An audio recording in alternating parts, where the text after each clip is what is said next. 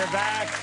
My next guest is one of the most successful recording artists of all time, with countless hit songs and awards and over 100 million records sold.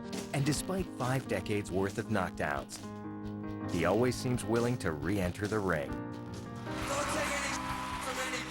I wrote to basically thank you for your new song, Turn the Lights Back On, because I absolutely love it. Not my knife. I could have been a contender, John. I could have had class. I could have been somebody. The things on this album that I might have changed will manifest themselves in the next project I do. I'll always try to improve. After 30 years of silence, in the sense of no new pop songs, Billy Joel has released a terrific new ballad and an astounding video powered by AI that accompanies it. I will talk to the piano man and his collaborator on the project when we come back. Man, I really jumped the gun on that Billy Joel episode, didn't I? But really, who was I to know that Billy Joel was finally going to release a new song after nearly 2 decades off? And who would have guessed that he was gonna sign off on having AI-generated clones sing the song in a music video? This has already been such a confusing and terrifying year. We may as well add one more thing to it.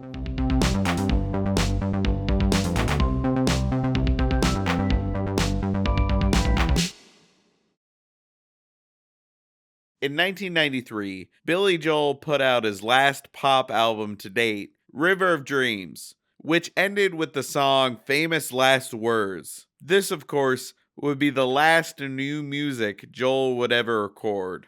Except for a classical album in 2001, charity single Christmas in Fallujah in 2004, and jazz single All My Life in 2007. But this whole narrative works a lot better if his last song was called Famous Last Words, okay? Get off my back! Though the album debuted at #1 on the classical chart, its sales paled in comparison to his rock albums. You call this your first new song in 30 years? That I wrote to release as a record, yes. Okay.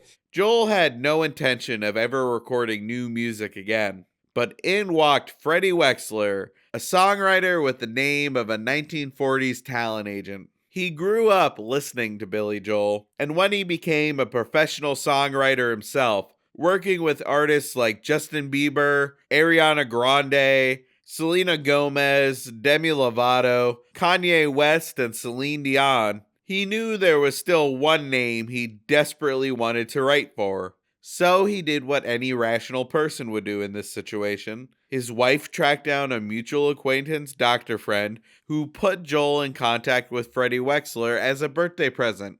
You know, that classic tale. That's actually how Burt Bacharach and Hal David met. I didn't expect this to happen. This is something that just developed starting about 2 years ago. I met a guy who was a fan, and he wanted to try to get me to think about doing new music again. I go to meet him, and it's clear he has no interest in being there. He orders his lunch, clams on the half shell, to go. And I later find out that he thought he was meeting a kid, so he was looking around for a teenager to sign an autograph for doing this doctor a favor. And then he meets me, and I'm this grown man.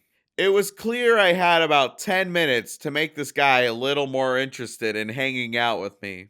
The planned 10-minute lunch turned into 2 hours, and the two hit it off.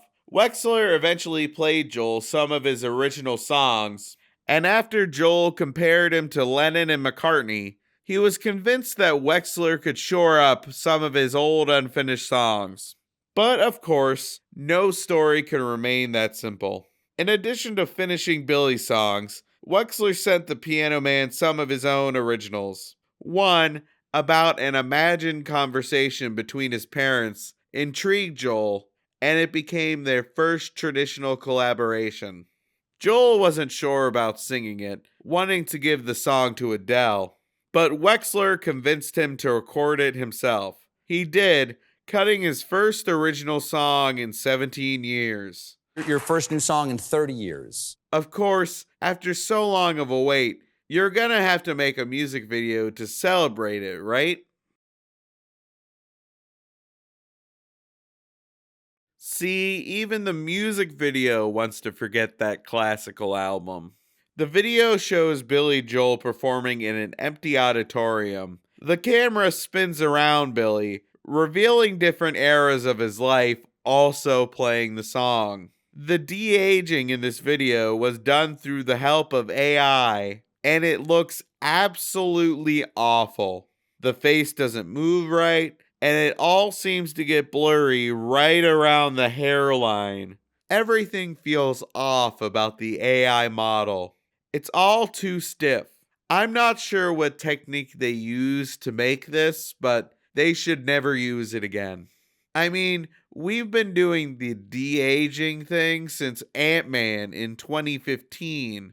Why does this look worse than Ant-Man from 2015? This is exactly what everyone was afraid was going to happen when they announced that the Beatles were using AI for their new song last year. There were hundreds of articles scaring us about how now even the Beatles are using AI. They're gonna make a gross digital John Lennon.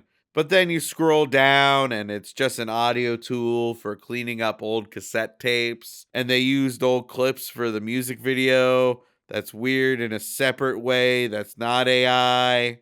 Now, in a weird Bizarro World version of that same story, you have a still living artist completing a song, but showing up in the video using muddy, murky AI. I hate the future so much. Also, is this what it's going to take for me to finally admit that 70s Billy Joel dresses like Andrew Dice Clay? Oh! Billy, I remember you telling me once you don't like music videos in the first place. You want people to let their imaginations run wild when they hear a song. Yes, well, I always think of myself as someone who should be heard and not seen. I didn't sign on to be an actor. I didn't sign on to be a movie star. I'm a piano player. Even when I'm playing live, sometimes I tell the audience, don't look at me, just listen. The song debuted at number 62 on the Billboard Hot 100 and was Joel's 24th top 10 hit on the Adult Contemporary chart. Hi, my name's Warren Fu, and I'm a music video director. The video was directed by Warren Fu, a former Industrial Light and Magic visual effects artist, and Freddie Wexler. Wexler is an odd bird to me. In every interview he does with Billy Joel in the room, he seems like an extreme hanger-on.